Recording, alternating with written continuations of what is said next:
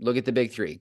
Look at your strikeouts, look at your walks, look at your home run rate or another damage category, and then have a flow chart from there of what leads to success in those categories. So if we're looking at strikeouts, it's your ability to create swing and miss. It's your ability to get to 0-2, 1-2 counts.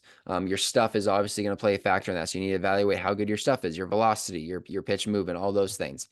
When we look at walk rate, what does your first pitch strikes look like? What does your early and ahead look like? What are your strike rates on all of your pitches?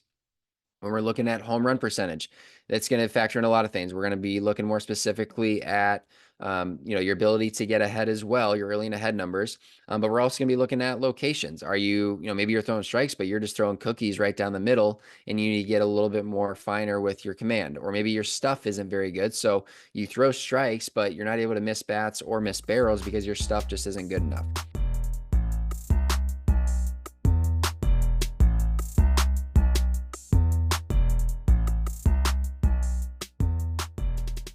Okay, so today is going to kind of be a two-in-one type of video and episode. I'm going to break down my process when evaluating pitchers, specifically when they're struggling and trying to get to the root cause of what's going wrong. And I think it's important to have a system in place, a process in place to where it can be, relatively easy to figure out what that problem is, figure out what the root cause is, and then you can develop a plan from there. What I'm going to do is I'm actually going to walk through a specific player because I think that will make it easier to understand and give just a real life scenario. So the player that I'm going to go through is Bobby Miller of the LA Dodgers. No secret, he is struggling mightily this season. This is by far the worst year of his career. Now, this is only his second year in the big leagues, but just from a pure performance standpoint, he has never struggled quite like this. And it's pretty alarming if you're the Dodgers because, this is one of your top guys. He's expected to be a pitcher that is a mainstay in the rotation for years to come. So when he has struggles like he has this year at, the age of 25, it's going to alarm, the organization. And what I think will be helpful today is just to walk through what I see and how that applies to just evaluating pitchers in general. So the first thing that I want to do is I want to be able to compare him to last season because last season, his rookie year, threw 124 innings, I want to say, and had a very good year. It was a very good rookie season. He pounded the strike zone, had a good ERA overall, 3.76, had a good FIP of 3.51. It was just a solid year for being 24 years old in the big leagues for his first year. It was a very good year. At this point, he has thrown 56 innings in the big leagues, has battled some injuries, but has an 8.5 ERA and a 6.98 FIP. So, a drastic difference in change from one year to the next. Yes, there's been some injuries. Yes, that the sample size is much smaller. But if you've watched him pitch and you've just kind of followed the Dodgers loosely, you know that his name has been talked about a lot for struggling mightily this season. So the first thing I want to look at is I want to look at the three main stats, the three main drivers of performance, in my opinion. And that's your ability to miss bats, to limit damage, and to limit free bases. If you're doing at least two of those three things well, you're more than likely having success. So let's dive into these and break these down one by one. So the first one is strikeouts. Average strikeout in the big leagues is right around 23%. In 2023, he had a 23.6% K rate. So not off the charts, wasn't striking out, the world, but also, wasn't below average. It's just a standard strikeout rate. This year in the big leagues, he's at 20%. So it's taken a little bit of a dip and is definitely below average from a strikeout standpoint and his ability to miss bats. The next one we want to look at is walks. Average walk rate in the big leagues is around 8.5%. For starters, though, it's closer to like 7.8, 7.9%. Last year, he had a 6.3% walk rate, which was phenomenal. If you're in the 6% range, you are definitely a strike thrower. You wouldn't consider this someone that has a walk issue. This year, things have changed crazy, honestly. Like, this is a really big jump from one year to the next. 11.6% walk rate this year. So that is well above average, walking way too many guys. And what's interesting is if you look at his whole career, the minor leagues, college, he never walked guys like this. He's historically had a very good walk rate. He's always been a strike thrower, which makes it even more alarming and makes you want to get to the root cause and figure out like what is actually going on. Now, for me being an outsider, I'm not going to have the intel of, what's going on, between the lines, or sorry, off out of the lines, off the field, with the coaching staff, the conversations they're having. Maybe there's some injuries that are impacting some of these things. The mental side of the game, which at this point I imagine is a big part of his process and trying to get to the cause of what's going on mentally. Because when you've had the success he has had, and you start to struggle the way he is, it's only natural that there's going to be some mental demons that you have to battle and you have to work through. Moving on to the last one is damage. And there's a few ways that we can look at this. We could look at expected ISO. We could look at home run percentage, which is what I'm going to talk about today, because that's been one of the bigger issues for him, is giving up home runs. So average home run rate in the big leagues is right around 2.8%, 2.9%. Last year, he was at 2.4%. So a little bit better than league average. Home runs weren't an issue. This year, they have skyrocketed. He is at 6.6%. So more than double league average is the amount of home runs he's giving up per ball in play, which is just absolutely crazy, the amount of home runs he's given up. In only 56 innings, he has given up 17 home runs. 13 of them have come on fastballs or sinkers. So as we start to break down his pitches and what's going on there, we'll talk about that a little bit more. But just want to point that out. Out of the 17 home runs he has given up this year, 13 are on fastballs and sinkers. So this gives us an outline, right? Like we can see, okay, his strikeouts are worse, his walk rates are worse, and his home run rate is worse. So like every category, every major category has taken a step back this year. Now strikeouts, they've definitely taken a dip, but not as much as the walks and the home runs. So for me, where I'm starting is I would want to look at the walks. I want to figure out, why is he not walking guys? Or sorry, why is he walking guys? And usually that can kind of tie into the strikeout issue, because if he's falling behind everybody and he's never getting into 2 strike counts, of course his home run rate, or sorry, his strikeout rate is going to be a little bit lower, because he's just not having as many opportunities to strike guys out. So let's start by simply just looking at his stuff. Because whenever guys take a dip in their performance, I want to see, is there something that just jumps off the page that is regressed from a stuff standpoint? And we can see that, if I look at these plots here, so for those of you that are watching, I have both of his pitch plots pulled up from last year and this year. This one here in the middle is from 2023. The one on the right is from 2024. We can see that they look relatively the same, right? Like especially the fastball, sinker, and changeup. Those pitches look like they're moving about the same. Curveball's about the same. Slider, relatively the same. Looks like he was throwing a sweeper for a little bit last year. He's not this year. The slider this year might have a little bit more horizontal and a little bit more vert to it, which it does. Just looking at this, you can kind of see it, but I've looked at the numbers. He does have a little bit more horizontal on the slider this year, a little bit more vertical movement as well. So like stuff wise, it's not, obvious that there's an issue going on there. From a velocity standpoint, velocity's down a little bit. He averaged around 99 last year with the fastball. This year it's about 97.5. So yeah, I mean, a mile and a half off your fastball is definitely nothing to, to blink at. But he's still averaging 97.5 miles an hour as a starting pitcher. So like velocity to me isn't a limiting factor, isn't the main issue. If you're a starter averaging 97.5, you're not expecting that to lead to damage, considering that league average is around 93.5. So if we see that velocity is, maybe a little bit lower, but it's still well above average, especially for a starting pitcher. The movement of his stuff is relatively the same. That kind of rules out stuff being the issue from a performance standpoint. So next we want to look at is, if we're going to look at walks, because the walks to me is the thing that jumps off the page the most, I want to break this down by pitch type. Is there a specific pitch that he's struggling with to throw for strikes? Is there, is it all of them? Is he just falling behind? What is the exact issue here? And before I jump into that, I kind of jumped ahead of myself there. Two of the main stats I like to look at when we're evaluating walks is first pitch strikes and early and ahead. So first pitch strikes, those have been tracked for years. Everybody looks at that. Ideally you're above 60%. Anything below 60% is, something you want to pay attention to. That's just falling behind a little bit too much on the first pitch. Last year, he had a 64% first pitch strike rate, which is phenomenal. Like I said, league average is around 61, 62%. So if you're above that, you're in a really good spot. And he was at 64%. This year, he's at 54%. So he's taken a massive dip and his first pitch strikes down to 54%. And it just makes sense, right? If I'm behind 1-0, I'm going to have to groove pitches more. I'm not going to be able to be as fine. I'm going to have to attack hitters over the middle of the plate. Good big league hitters are going to take advantage of that despite him having the stuff that he has. The next thing I like to look at is something called early and ahead.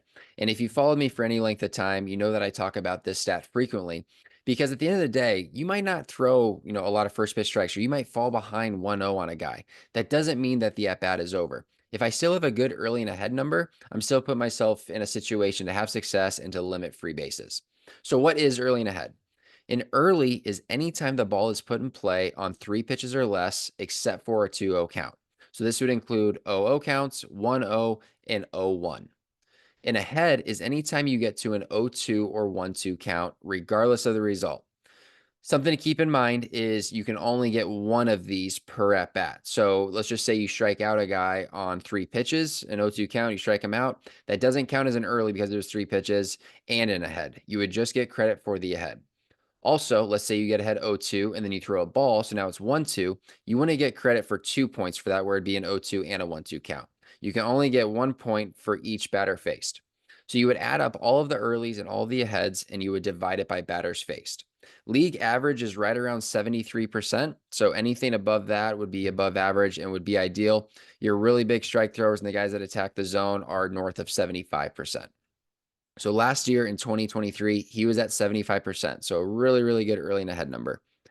This year, he is at 62.8%, which is putting him well below average. I don't have, the players in front of me, but out of starting pitchers and pitchers that have thrown at least 50 innings, I would guess that he's probably in the bottom 10 with that stat. So when you're not throwing first pitch strikes and you're not getting ahead, it makes sense why he's walking as many guys as he is. So now that we see his first pitch strikes are bad, his early and ahead is bad. We now need to figure out, is there a root cause with a pitch or is there a specific pitch that he is struggling with? Is it the fastball? Is it a slider? Is it a curveball? Is it the changeup? We need to break this down pitch by pitch because there might be one that is standing out as a sore thumb that he needs to improve all these other numbers. So I'm now going to go just pitch by pitch comparing from last year to this year. So let's look at the four-seam fastball to start. Let's look at strike percentage for this one. Like in zone percentage is super important, but for the sake of walks, the strike percentage is going to be the stronger correlation number that we want to look at. So if we look at the fastball 2023, he threw it for a strike 69.8% of the time, which is absolutely phenomenal. It's a really, really good strike rate. If we're north of 65% with our fastball, we're in a really, really good place. So he was at 69.8 last year. This year, he's at 69.2%. So he's still in a really good spot. So based off of this, I wouldn't say the fastball is the issue from the walk standpoint. Now we'll talk about the home runs in a little bit, but from a walk standpoint, he's in a really good spot with the fastball. This isn't the pitch that is causing him to fall behind and walk guys like he is. So now let's look at the sinker. The sinker in 2023, he threw for a strike 74.5% of the time, which is just absolutely ridiculous. That is very, very high. This year, it has definitely taken a dip. It's at 65%, so he's down almost 10%. But I would still say like 65% is still a really good strike rate. So the fastball and the sinker, both of those don't seem to be the culprits for why he's walking guys. Now let's look at the slider. Last year, he threw his slider for a strike about 61% of the time. He was at 60.7. Not bad. Like with our off-speed pitches, if we're north of 60%, we're in a fine place. As we get closer to that 65% rate, we're in more of the elite zone. But if he's north of 60%, that's not necessarily a main concern or an issue. So he's at 60.7% last year, which was fine. This year, however, has taken a significant dip. He is at 47.5% right now, so below 50% with his slider, which last year was one of his main off-speed offerings. So the fact that he's down below 50%, this is a very alarming strike rate that we need to pay attention to. Now, he has only thrown 56 innings, and he's thrown 101 pitches compared to 328 sliders last year. But once we get north of 100 pitches, this is definitely something we want to pay attention to and is a large enough sample size that can, point us in the right direction. So based off of this, like the slider definitely needs some attention from an in zone and a strike percentage standpoint. Now let's move on to the curveball. Curveball last year was at 60%. This year it's at 61.5%. So curveball doesn't appear to be an issue. He's thrown this pitch more. He's thrown this pitch 200 times this year compared to 362 last year. So like once again, when you factor in the fact that he threw 124 innings last year and he's only thrown 56 this year, that usage of that curveball has definitely gone up. And it's likely due to the fact that the slider isn't being thrown for a strike, but the curveball is. So he's probably riding that curveball a little bit more since that's the pitch that he is able to throw for a strike more frequently. Now moving on to his last pitch, the changeup. Last year, he threw the changeup for a strike 56% of the time. So definitely below average. Like I said, I want that to be at least 60% or higher. He was at 56%, so definitely below average. This year, it's even worse. It's at 46%. So the two main pitches that seem to be driving these walks are the slider and the changeup. Changeup definitely, is an issue, but it also wasn't a huge strike pitch for him last year. The fact that the slider is as low as it is this year compared to last year is the main concern for me. So if I'm building a plan for Bobby here, the slider is probably going to be our main focus. It's going to be being able to get that pitch in zone more so he has more weapons than just that fastball and that curveball. And we can break this down even by batter type. So, because sometimes guys will walk more lefties than righties or vice versa, or they'll strike out more lefties than righties. There definitely can be some heavy platoon splits with these numbers. So you want to make sure you're paying attention to that because that can help guide some of your work as well of whether he needs to work on having a lefty in the box more or a righty in the box. So let's look at lefties now, breaking all these down, and we'll go through these pretty quick, starting with left-handers. With the fastball last year, 70% strikes. This year, 71. So really good against lefties. Sinker doesn't throw a lot of sinker, like hardly any. So it's almost not even worth looking at. He's thrown 14 to lefties this year, but strike rate's good. 75% last year, 71% this year. Extremely high. Let's look at the slider now. Slider to lefties last year was 54%. So really low against lefties. And then this year it is at 58%. So, better, but still below average. Now, this is a very small sample as well. Like he clearly doesn't throw the slider against lefties very often. He threw it 83 times last year and he's only thrown it 12 times this year. And that's typically what you're going to see with guys that have multiple breaking balls. You're going to throw your slider typically against same-sided hitters and you're going to throw your curveball against opposite-handed hitters. So don't really want to pay attention to that too much with how small that sample size is. Now looking at curveballs, strike rate last year was 60% against lefties. This year, 61%. So it's taken a step forward and is right around average for that pitch. And then the changeup against lefties was at 57% last year, 46.9% this year. So that changeup has taken a significant dip and is definitely one of those main culprits for him walking guys against lefties.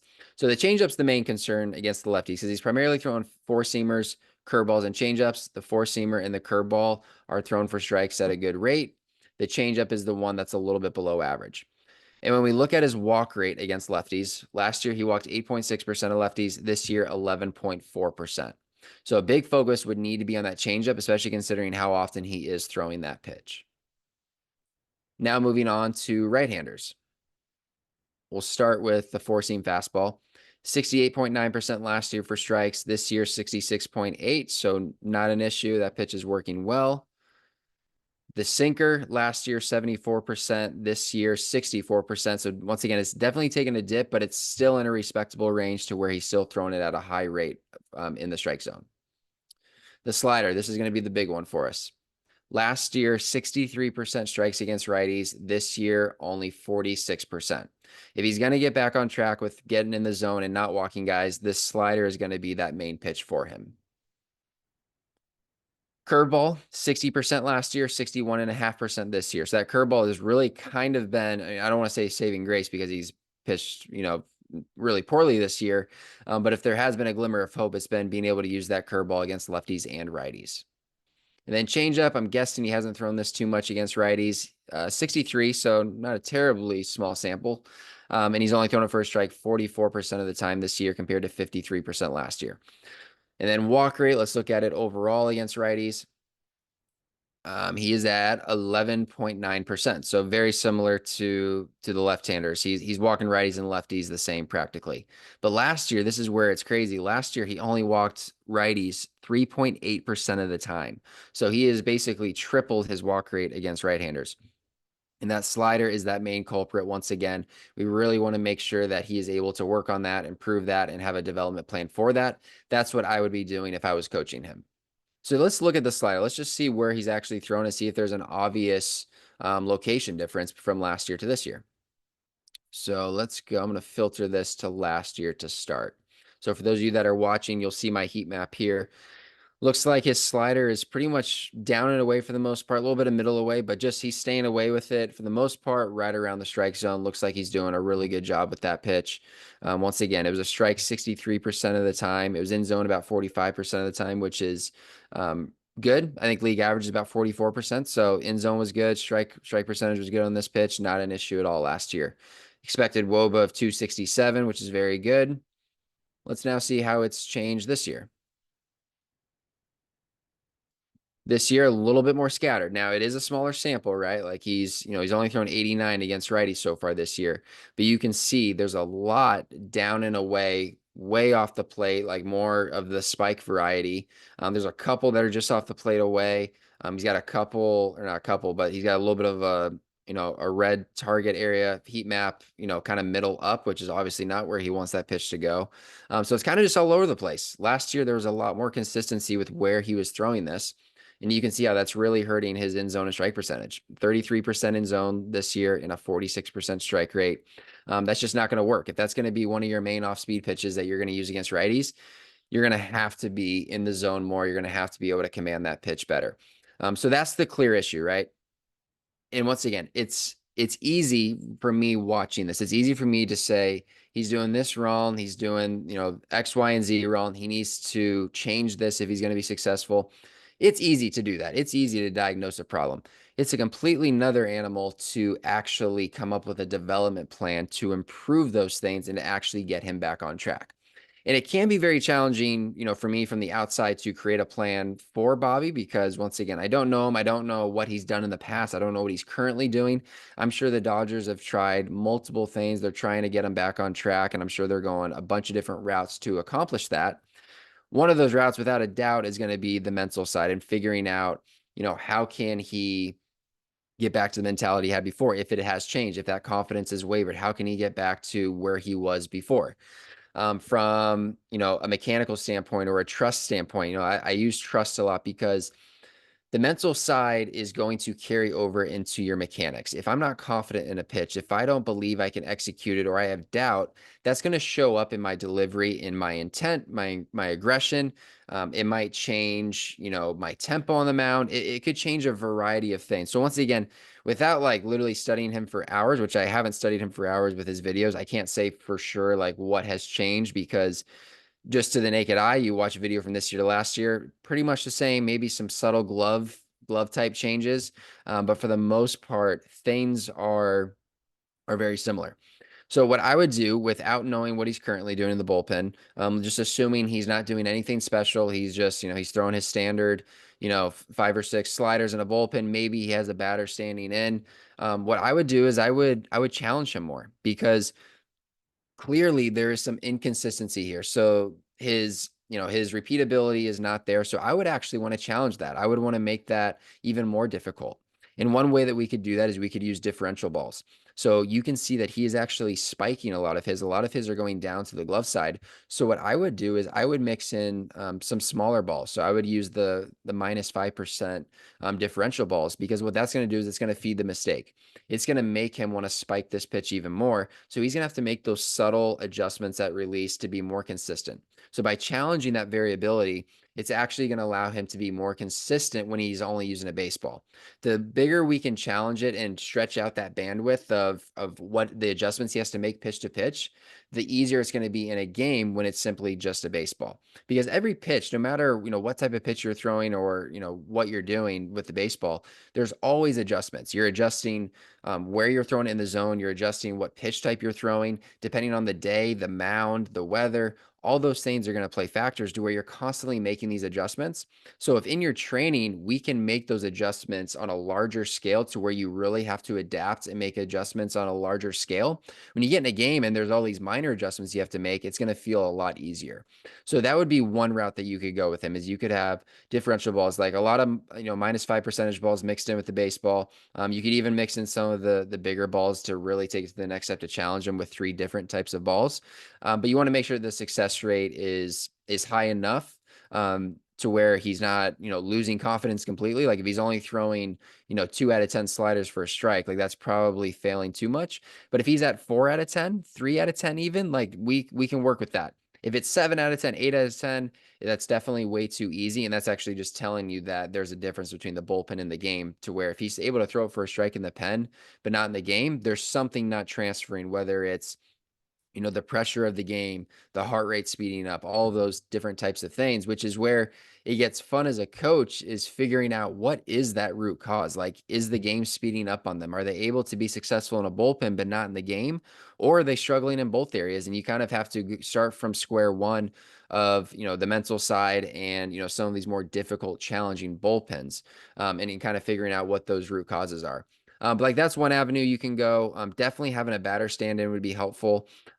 Throwing bullpens even on a game field can be helpful, because the bullpen environment can be very, very tight, very enclosed, to where it feels safe in a way, right? Like it's more enclosed. There's not really a lot of things going on around you for the most part. Now, big league stadiums, a little bit different. It's a little bit more open, even in the bullpens, but it's still not the same as being on a game mound when you have all those seats around you, all that open space.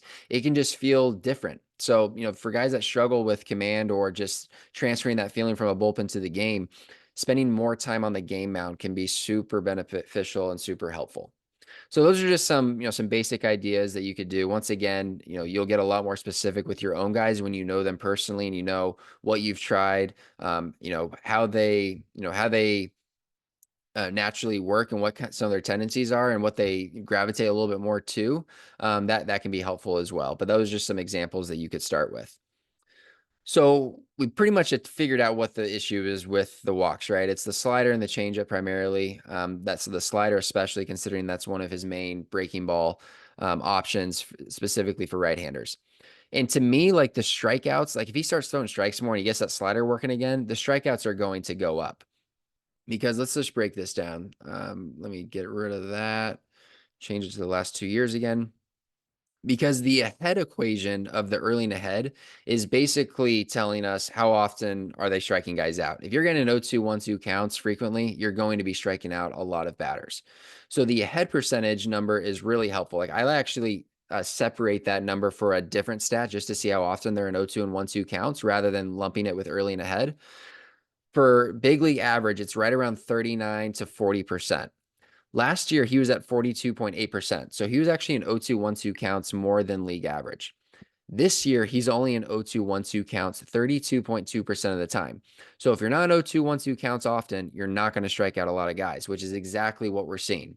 So if we get him in the zone more, he starts throwing strikes more, I guarantee his miss rate's going to go up, and he's going to be in 0-2, 1-2 counts more, and he's going to strike out more guys. So like, to me, that's not an area you would focus on. Home runs. This one gets a little bit interesting, because I think if he gets ahead, he definitely gives up fewer home runs, because if you think about it, if they can eliminate pitches, if they can eliminate the fact that you're not going to be able to throw your slider for a strike, you're not going to be able to throw your changeup for a strike, all I have to really worry about is your fastball and your curveball. The odds are pretty good in my favor, right? Like if the fastball specifically is the main one that you can throw for a strike, I can eliminate pitches, and now I'm able to sit dead red, especially if you fall behind on me 1-0, 2-0, 2-1. I know that you only have confidence in that fastball for a strike, so I'm going to sit on that pitch and be ready to hit it. And that's why you're seeing 13 out of the 17 home runs being on fastballs and sinkers. So I think it still comes back to getting ahead. Like getting ahead is going to solve a lot of his problems. With that said, I did compare after 0-1 and 1-0 counts last year and a head counts for the home run rate. And the home run rate is still significantly higher this year, even when he's in a head counts compared to last year.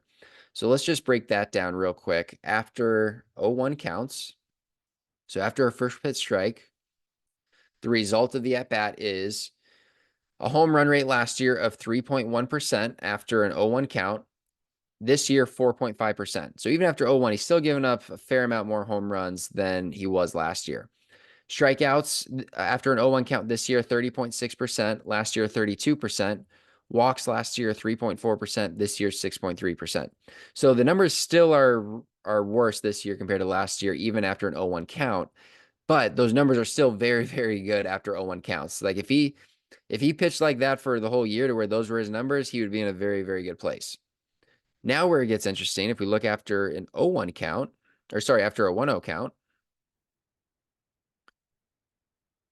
last year he walked 15.6% of guys, or sorry, last year he walked 12.9% of guys, which of course you're going to walk a lot of guys, on average if you fall behind 1-0. This year he's walking 19.7% after 1-0.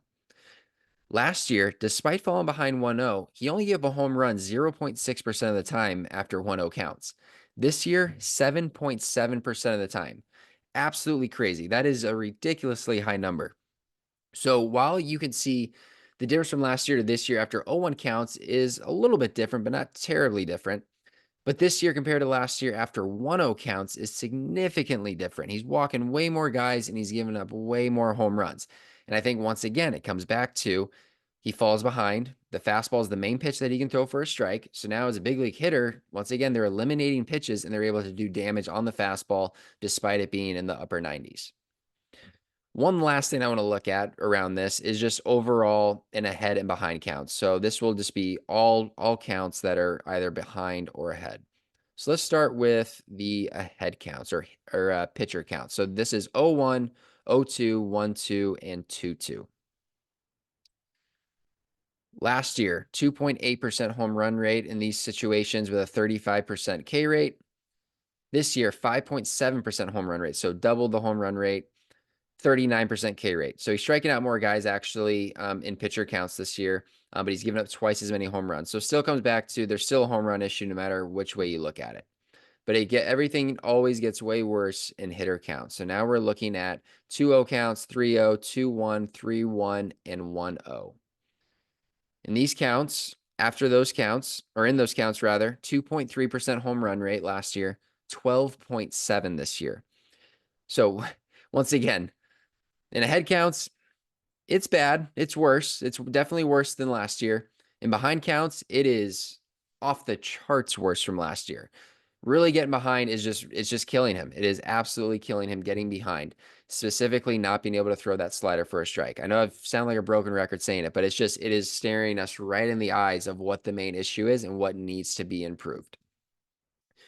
So that is the main thing. Those are the three main hitters that I am looking at. I want to look at, from a performance standpoint, their strikeouts, their walks, and their home runs or any other damage stat you like to look at, right? Like if you're in high school or even in college, like home run rate might not tell you a lot because, home run rates are probably a lot lower at those levels. Actually, I know they are, especially, in high school, or it just depends on the field you're at. So I would probably just use ISO if I was at the high school level. So what that is, that's just slugging percentage minus batting average. So let's just say you bat, 250 and you have a 500 slugging percentage. That would be a 250 ISO. If you're at 200 plus, that is definitely elite. About 180 is considered good. If you're like below 150, it's a little bit below average. But once again, it's kind of league dependent and level dependent. But you just want to look at something that is more in the damage category. Because if we're missing bats, if we're limiting free bases and we're limiting damage, we're going to be successful. You're going to have a really, really hard time finding a pitcher that isn't successful doing at least two of those three things really, really well. Your 2 out of 3, the guys that can do those 2 out of 3 times well are good pitchers. The guys that can do all 3 well are great pitchers. If you're only good at 1 out of 3, it's going to be a little bit of a struggle. If you're doing none of those 3 well, it's really going to be a struggle. You're going to have a really hard time finding a pitcher that doesn't do those things well and is having success. It's funny. I actually did a post about this the other day about Javier Assad for the Cubs. And he's not terrible at anything, but he's definitely slightly below average with strikeouts, walks, and home runs, or home runs are about average. And he has a career ERA of 3.16. And he, over the last 3 years, has been below average in all those categories, but somehow he finds a way to be successful. And I literally have not found someone like him yet when I was doing my research the other day on him. So there's always outliers. There's always outliers, no matter what we're looking at. I just want you to assume that you are not one or your players are not one because the chances are they're not. There's a reason they're called outliers. So I hope this was helpful. I hope this, points you in the right direction when you're evaluating your guys or yourself if you are a pitcher. To summarize, look at the big three. Look at your strikeouts, look at your walks, look at your home run rate or another damage category, and then have a flow chart from there of what leads to success in those categories. So if we're looking at strikeouts, it's your ability to create swing and miss. It's your ability to get to 0-2, 1-2 counts. Your stuff is obviously going to play a factor in that. So you need to evaluate how good your stuff is, your velocity, your pitch movement, all those things. When we look at walk rate, what does your first pitch strikes look like? What does your early and ahead look like? What are your strike rates on all of your pitches?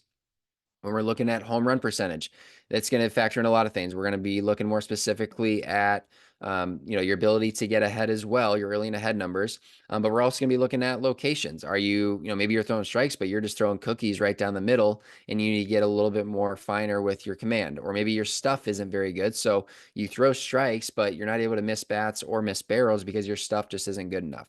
So that's the flow chart I kind of want you to think about. Have those big three that you're looking at, and then look at the categories underneath those that ultimately lead to success and figure out what the lowest hanging fruit is for you that's going to have the biggest impact on every other category.